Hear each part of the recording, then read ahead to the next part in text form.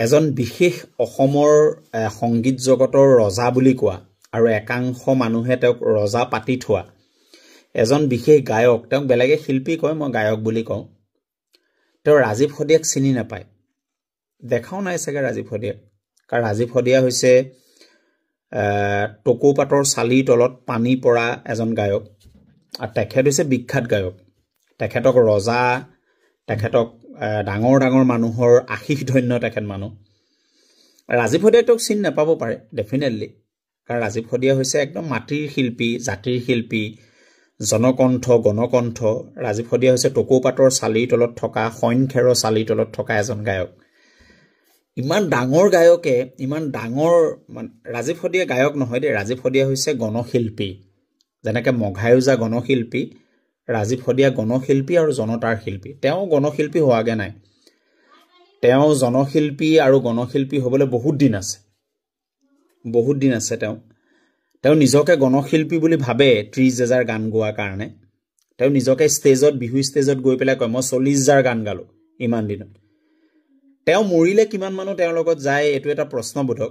কিন্তু ৰাজীৱ সদিয়াই প্ৰমাণ কৰি দিলে যে ৰাজীৱ সদিয়া যেতিয়া ঢুকাইছে, ৰাজীৱ সদিয়াৰ যেতিয়া চাঙিখন দাঙি লৈ গৈছে, তেতিয়া 5,000 পৰা 10,000 মানুহ লগত গৈছে।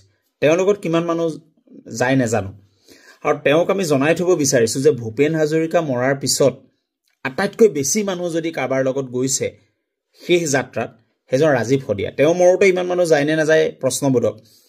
তেওঁক তৈলমৰ্দন কৰি থকা, তেওঁক অইলি কৰি থকা, তেওঁক তেল মাৰি থকা, পাম দি থকা যিসকল আছে, সেইসকলৰ বাবে তেওঁ ভগৱান। আমাৰ বাবে ভগৱান নহয়, আমাৰ বাবে জাতীয়তাবাদী শিল্পী, আমাৰ বাবে গণশিল্পী, আমাৰ বাবে জাতিৰ শিল্পী, আমাৰ বাবে নিষ্পেষিত জনতাৰ শিল্পীজনৰ নাম হৈছে ৰাজীৱ সদিয়া বা মহেন্দ্ৰ হাজৰিকা বা আৰু কিছুমান শিল্পী আছে, 2-এজন শিল্পী এতিয়া আছে। তেওঁ এটা কথা মই আচৰিত পালোঁ যে তেওঁ কৈছে মই ৰাজীৱ সদিয়াক ইমান চিনি নাপাওঁ দেই, এনেকৈ কৈ দিছে। মদ খাই আছে, তেওঁ চূড়ান্তভাৱে মদ খাই আছে। আৰু ৰাজীৱ সদিয়া মৰাৰ 2.5 দিনৰ পিছত তেওঁ প্ৰতিক্ৰিয়া দিছে। এজনেতো এতিয়ালৈকে দিয়াই নাই। তেওঁ লণ্ডন, আমেৰিকা, কলিকতা, কেলিফৰ্ণিয়া এইবিলাকত প্ৰগ্ৰেম কৰিলে, সেইজনেতো আহৰিয়ে পোৱা নাই ক'বলৈ। আৰু অসমৰ বহুত শিল্পী বুলি আমি যাক কওঁ মাইক্ৰফোন লৈ, তেওঁলোকে এতিয়ালৈকে প্ৰতিক্ৰিয়াই দিয়া নাই। গায়ক গায়িকা বুলি যাক কওঁ, তেওঁলোকে প্ৰতিক্ৰিয়া দিয়ে। কাৰণ তেওঁলোকে প্ৰতিক্ৰিয়া যদি দিয়ে বা তেওঁলোকে যদি কয়, তেওঁলোকে ৰজাৰ ৰসত পৰিব, তেওঁলোকে ডাঙৰ ডাঙৰ দিছপুৰৰ ৰসত পৰিব। তেওঁলোকে নকয়, কাৰণ তেওঁলোকে গোটেই বছৰটো চলি থাকিব লাগিব তেল টেঙা দি পেলাই, তেল মালিচ কৰি পেলাই। ৰাজীৱ সদিয়া তেল মালিচ কৰা শিল্পী নাছিল। ৰাজীৱ সদিয়া গণশিল্পী আছিল, জনতাৰ শিল্পী আছিল, জাতিৰ শিল্পী আছিল আৰু মাটিৰ শিল্পী আছিল। মই দুৰ্ভাগ্য, মই এতিয়া ফেচবুকটো চাওঁতে দেখিলোঁ, আমাৰে বিকাশে সুধিছে, প্ৰাগ নিউজৰ বিকাশ, সি সুধিছে, মই নামটো কৈ নিদিওঁ সেই গায়কজনৰ, শিল্পী বুলি মই নকওঁ। তেওঁ ৰাজীৱ সদিয়াক চিনি নাপায়, বৰ ডাঙৰ কথা। ৰাজীৱ সদিয়াক তেওঁ চিনি নাপায়, ৰাজীৱ সদিয়াক তেওঁ চিনি নাপায়টো বহুত ডাঙৰ কথা। ৰাজীৱ সদিয়া অমৰ। আপুনি অমৰ হয়নে নহয় এইটো প্ৰশ্নবোধক, আৰু আপুনি মৰোতে কিমান মানুহ লগত যায় এইটো প্ৰশ্নবোধক। কিন্তু ৰাজীৱ সদিয়া মৰোতে 20,000 মানুহ লগত গৈছে। মই স্পষ্ট কথা কোৱা মানুহ, ভয় নকৰোঁ। তেল মৰা আৰু দিছপুৰৰ তৈলমৰ্দন কৰা আপোনাৰ দৰে গায়ক ৰাজীৱ সদিয়া নাছিল। ৰাজীৱ সদিয়া এটা বেলেগ মানুহ আছে। ৰাজীৱ সদিয়া অসমৰ মানুহৰ হৃদয়ত সদায় অমৰ হৈ ৰ'ব, এই কথাটো আপোনাক জনাই থওঁ। আপুনি অমৰ হৈ ৰয় নে নৰয় এইটো বেলেগ কথা, ৰাজীৱ সদিয়া কিন্তু অমৰ হৈ ৰ'ব। ৰাজীৱ সদিয়া সাধাৰণ মানুহৰ শিল্পী আছে। ভাল লাগিলে আপোনাৰ কথাবিলাক শুনি, আৰু মই থেংকছ দিছোঁ আমাৰ প্ৰাগ নিউজৰ সাংবাদিকজনক যে তেওঁৰ অন্তৰৰ কথাবিলাক উলিয়াই আনিলে, যে তেওঁ ৰাজীৱ সদিয়াক চিনি নাপায়। এইটো খুব ভাল লাগি গ'ল। অসমৰ মানুহে দগাপালাত জুখিব কোন জনতাৰ শিল্পী, কোন প্ৰফেশ্যনেল শিল্পী, কোন ৰজাঘৰৰ শিল্পী, কোন প্ৰজাঘৰৰ শিল্পী, কোন অকল পইচা চিনি পোৱা শিল্পী আৰু কোন জনতাৰ শিল্পী। এইটো অসমৰ মানুহে দগাপালাত জুখিব। ঠিক আছে, ৰাজীৱ সদিয়া কিন্তু সদায় অমৰ হৈ ৰ'ব। অমৰ শিল্পী ৰাজীৱ সদিয়া। হাঁহি উঠিছে আপোনাৰ বক্তব্য শুনি, হাঁহি বৈদ্য হাঁহি উঠিছে, সাংঘাতিক হাঁহি উঠিছে আপোনাৰ কথা শুনি। ভগৱানে আপোনাক ভালে ৰাখক দিয়ক, ধন্যবাদ।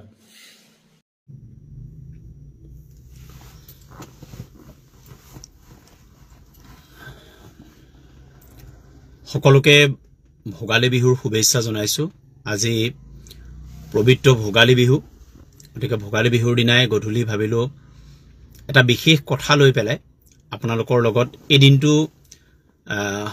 অসমৰ মানুহে, প্ৰধানকৈ অসমৰ খাটি খোৱা মানুহে, অসমৰ শ্ৰমজীৱী মানুহে, জাতীয়তাবাদী গান ভাল পোৱা মানুহে, শিল্পী, প্ৰকৃত শিল্পীক ভাল পোৱা মানুহে এইবাৰ বহাগ বিহুৰ 2025ৰ যিটো মাঘৰ বিহু, 2025ৰ মাঘৰ বিহুৰ উৰুকা আৰু মাঘৰ বিহুৰ দিনটো, মূল বিহুৰ দিনটো, এই দিন দুটা হয়তো কেতিয়াও নাপাহৰিব।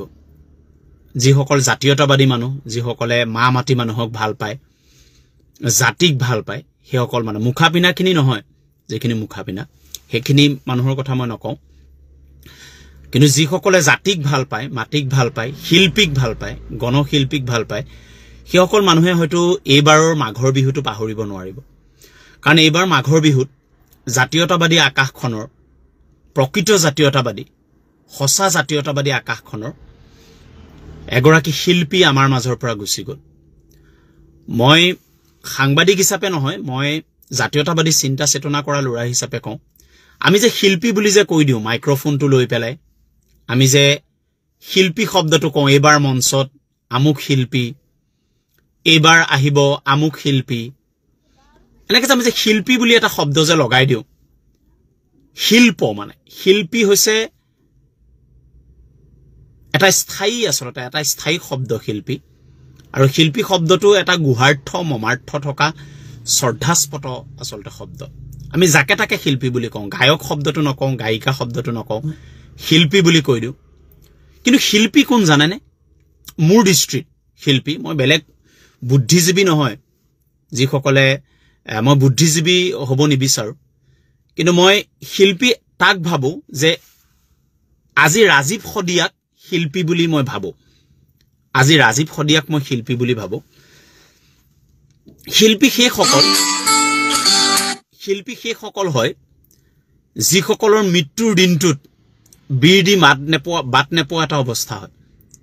সেইসকলক শিল্পী বুলি কোৱা হয় যিসকলে শ্ৰমজীৱী, খাটি খোৱা, নিষ্পেষিত, প্ৰবঞ্চিত, সেই শ্ৰেণীটোক হৈ পেলাই মাত যোনে মাতে গীতৰ যোগেদি, শব্দৰ যোগেদি, সেইসকলক আমি আচলতে শিল্পী বুলি কওঁ। কোনোবাই হয়তো চিত্ৰ আঁকি পেলাই কৰে তেনেকুৱা ধৰণৰ, কোনোবাই ভাস্কৰ্য শিল্প কৰি কৰে, কোনোবাই গীতৰ যোগেদি কৰে।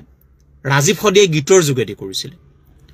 আজিৰ দিনটোত মানুহে লাইভত কোনোবাই খাই থকা দেখুৱাব, কোনোবাই হাঁহ এটা, কুকুৰা এটা দাঙি পেলাই নাচি থকা দেখুৱাব, কোনোবাই হয়তো আৰু তাতকৈ ৰঙীন হয়তো কিবা পাৰ্টি দেখুৱাব। কিন্তু মই সেইখন পৃথিৱীত থকা মানুহ নহয়, আজি গোটেই দিনটো, অৰ্থাৎ কালি যেতিয়াই মোক মানে এই খবৰটো পালোঁ, কালিৰ পৰা অকণো মনটো ভাল নহয়, 1% মনটো ভাল নহয়। এইবাবে ভাল নহয় যে সঁচাকে মাটিৰ বাবে গান গোৱা, জাতিৰ বাবে গান গোৱা, আমাৰ এজন নিজৰ শিল্পী, আমাৰ শিল্পী, জাতীয়তাবাদী শিল্পী এজন আমাৰ মাজৰ পৰা হঠাৎ নাইকিয়া হৈ গ'ল।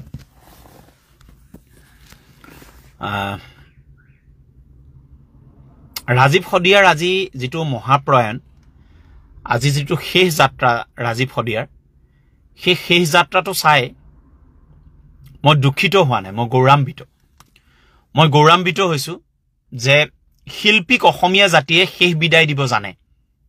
শিল্পীক কেনেকৈ বিদায় দিব লাগে সেয়া অসমীয়া জাতিয়ে জানে। তাৰ আজি প্ৰমাণ সদিয়াৰ বকোচাত দেখিবলৈ পোৱা গ'ল। ৰাজীৱ মাত্ৰ 40 বছৰ জীয়াই থাকিল আমাৰ মাজত, মাত্ৰ 40 বছৰ জীয়াই থাকিল।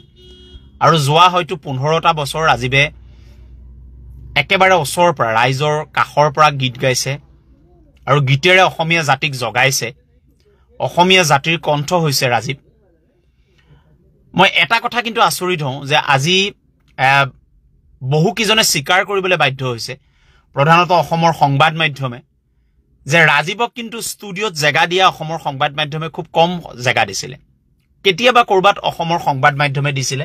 আজি দেখা পাইছোঁ যে অসমৰ সংবাদ মাধ্যম বাধ্য হৈছে ৰাজীৱৰ শেষকৃত্যৰ পৰিৱেশ দেখুৱাবলৈ বাধ্য হৈছে।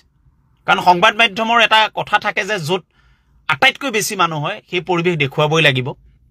আৰু আজি সদিয়ালে সকলো সংবাদ মাধ্যম দৌৰিব লগা হ'ল এই সংবাদ মাধ্যমে কিন্তু ৰাজীৱক যি গুৰুত্ব দিব লাগিছিল বা আমি দেখা পাওঁ যে এনেকুৱা ফকটীয়া কিছুমান গায়ক গায়িকাক সংবাদ মাধ্যমে ৰাতিপুৱা উলিয়ায় গধূলি উলিয়ায় দুপৰীয়া উলিয়ায় আবেলি উলিয়ায় মধ্যৰাতি উলিয়ায় বিহুত এনেকুৱা ফকটীয়া কিছুমান গায়কক লৈ পেলাই আমি লাইভ কৰোঁ যি ফকটীয়া গায়কে মঞ্চত বেয়া মাত মাতে সত্ৰাধিকাৰক গালি পাৰে কেতিয়াবা মেছেজ একো নিদিয়ে গান গাবলৈ উঠে মদ এগাল খাই পেলাই উঠে গান পইচা লয় 10 লাখ 15 লাখ গান গায় 2টা 3টা তেনেকুৱা ফকটীয়া শিল্পীক আমি গোটেই ৰাতি টোপনি ক্ষতি কৰি লাইভ কৰোঁ মই নিজে এজন সাংবাদিক হিচাপে কিন্তু ৰাজীৱ সদিয়াৰ গান আমি লাইভ নকৰোঁ ৰাজীৱ সদিয়াৰ গান লাইভ কৰা স্যাটেলাইট চেনেল মই ভাবো অসমত খুব কম আছিল ৰেয়াৰ 100 ভাগৰ এভাগে কৰিছিলে কৰবাত কেতিয়াবা কিন্তু আজি কিন্তু ৰাজীৱ সদিয়াৰ ঘৰলে শেষকৃত্য বা ৰাজীৱ সদিয়াৰ শেষকৃত্য স্থানলৈ সকলো স্যাটেলাইট চেনেল দৌৰিব লগা হ'ল